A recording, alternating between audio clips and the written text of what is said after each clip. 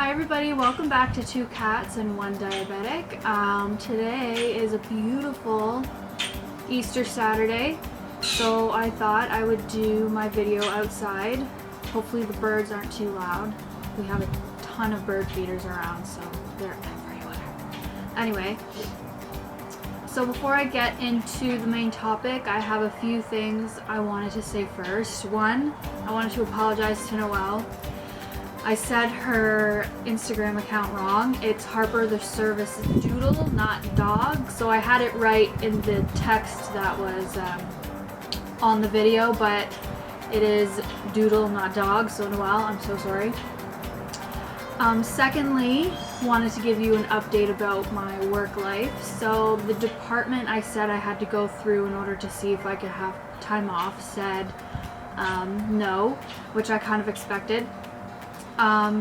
They had also mentioned that if I had kidney problems or heart problems because of my diabetes, that would be a different story, but because as a type 1 I am healthy, they need me to be at work. So I am still working. And then also my last video I talked about my anxiety. So I did have a phone call with my doctor, and she has added in a medication to go on top of the one that I'm using right now to kind of help with the anxiety that's happening because of the pandemic. And then that takes a couple weeks to start working. So in the meantime, she has prescribed me a sleeping aid so that hopefully, I can sleep better and it won't affect my blood sugars and my ability to work.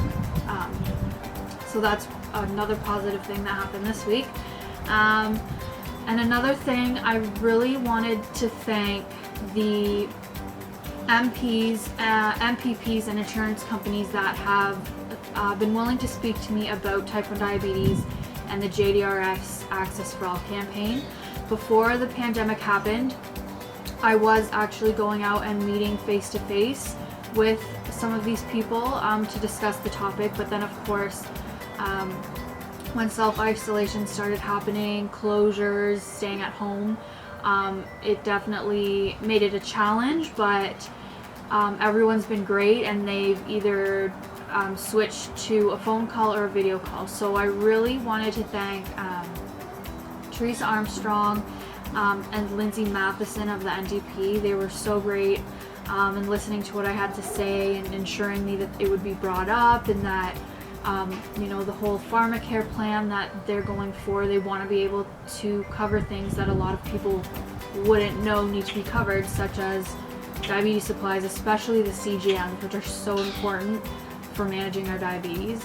I also wanted to thank a man named Mark from Sun Life. So I am with Sun Life right now, and with my individual plan, they don't cover CGMs, unfortunately, and it's a huge out-of-pocket cost. So he got back to me after I had emailed tons of different people, several times a month, and we talked about the importance of these devices, and he had also mentioned that him and his group try to meet every couple of weeks, so he would bring that topic up. So thank you, Mark. And then I also wanted to thank Lala Jackson. So she's with Beyond Type 1, and right now they're doing a piece about the expenses of living day-to-day with type 1 diabetes. And so she's doing, type 1 diabetics in the States, but then also in Canada. So I was really happy that she was doing Canada as well, because even within the same country, it's very different from person to person, and it's definitely a really important topic that needs to be talked about. So I'm really grateful that she's working on this project. Alright, I think that's all the updates I have. So, going into this topic, tattoos and type 1 diabetes. So, for anyone who's gone to get a tattoo, if you've noticed when you're filling out the form, if you even pay attention or if you just sign it, there is an option that you can check off if you have type 1 diabetes. If you check it off, they're not going to turn you away. It's just so that they know that you're aware of how diabetes can affect the tattoo procedure and the healing procedure.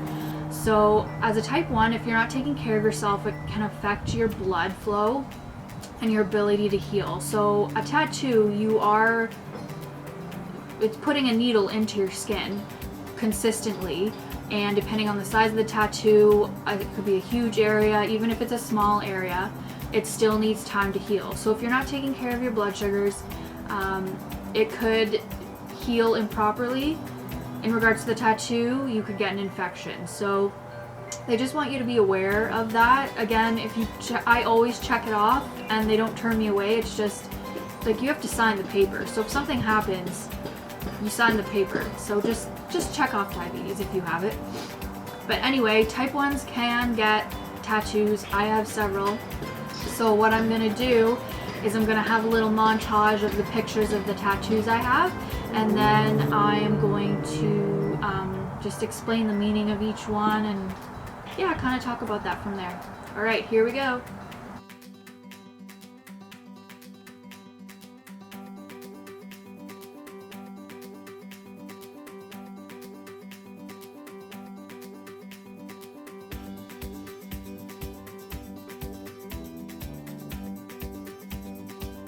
Alright, thanks for watching that little montage. So now I'm going to explain the reasoning behind them. So all of my tattoos, for me personally, do have a meaning. Of course, you know, a lot of people like tattoos, they get them because they're pretty or it's an expression of their art, which I do believe, but for me personally, I do have reasoning behind each of them. So the first tattoo I ever got was I am greater than the highs and lows, in that symbol form that was showed. And basically, it was related to type 1 diabetes. So for those of you living with this disease, you know it is a roller coaster ride. And I would have doubts sometimes and, you know, have diabetes burnout. So this tattoo is on my back, and it just helps remind me that I really am greater than the highs and lows. You know, diabetes isn't just who I am. It's a part of my life, but there's so much more to me. And you know, it was a nice, cute, simple first tattoo, and thankfully it didn't hurt a lot, so that's great. My second tattoo is the black outlined roses. I have that right here on my ribs, so it's kind of close to my heart. And they represent my grandparents on my dad's side. So from each of their funerals and from their caskets, I kept one rose. My grandma's rose was a little smaller, my grandpa's was a little bigger. And I was scrolling through Pinterest one day, you know, keeping my eye out for my next tattoo inspiration, and I came across that picture that was in the montage, and it was just too much of a coincidence, and it was too perfect. I love black inked tattoos, especially just the simple line work ones. So when I saw it, I knew that was going to be my next tattoo, and so I went for it. I forget what year I got it. I forget what year my first one was. Anyway, and then my third and fourth tattoos are the little daisy and the wave. So I got both of those when I was working at Camp Huronda up in Huntsville, Muskoka. And for me, I absolutely loved that place. I wish I lived there. It was so beautiful. We were on a lake. I grew up, you know, on a boat, and not literally on a boat, but going out for boat rides on a lake. My grandparents lived off the Lake Sam there, and so I've always loved water, so that was the reasoning for the wave. And then daisies are my absolute favorite flower. They're just such a happy flower to me. I love to buy them for myself, or if I'm going for a walk somewhere and there happens to be a little daisy popping out, it makes me smile and it brightens my day. My fifth tattoo was the girl power tattoo. So I got that one last year in June, I believe. So it was kind of a birthday present to myself, and I purposely got it because during that time, you know, it was the Me Too movement, and just for me personally, I was feeling really down about myself and that I didn't know where my life was gonna go.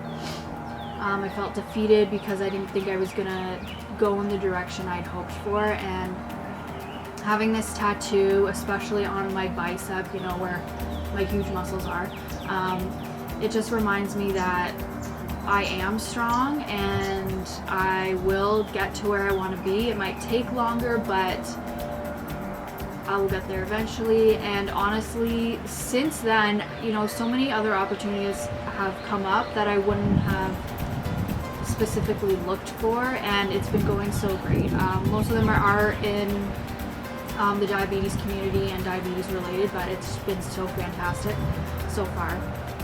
And then my last tattoo, which is of course the blue circle for the symbol of type 1 diabetes, I just got in November 2019.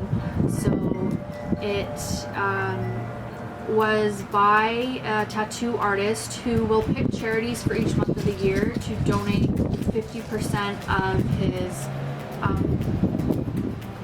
earnings to. And so my coordinator for JDRF, as a fundraising event, reached out to him and asked if he could do type 1 diabetes in November, because November 14th is World Diabetes Day.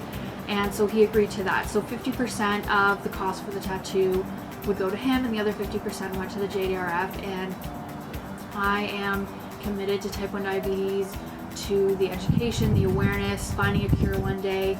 And I was looking for another tattoo, and I thought this would be perfect. I had never gotten a colored one before, and to be honest, even though it's quite small, the wrist is a little bit sensitive, and I actually got a little lightheaded and had to, you know, sit down at the end of it, but it turned out really good, and I really love the placing because I can always look down on it and remind myself, not that I have type 1 diabetes, but all the things that I do, I'm reminded of why I'm doing it and why I'm doing it. Of course, I'm not going to be getting a tattoo anytime soon, just because of the pandemic, of course. But, you know, I have had a couple images in my phone for a year maybe that, you know, I constantly think about, and, you know, I always want to be sure of the tattoo I'm going to get and where I want to place it. So hopefully when this is all over, I'll be able to update you guys on my next tattoo idea, maybe even video it actually happening, and yeah, we'll see what happens with that. So I think this might be a shorter video than the rest of them, but I want to get you guys involved a little bit. So I want you to comment on the video or send me a personal message, send me a message on Facebook or Instagram about what you're doing for Easter weekend while following the stay at home and physical distancing rules that we have. So my family, we always have a big dinner. There's 5 of us at home, so we can still do that.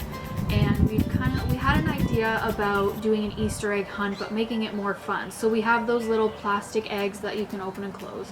And so we were going to put chocolate in some of them, but then write a bunch of things that you'd have to do and fold them up and randomly pick them and stick them in the eggs. And then whoever finds that egg will have to, I don't know, sing a song in opera or go run around the backyard.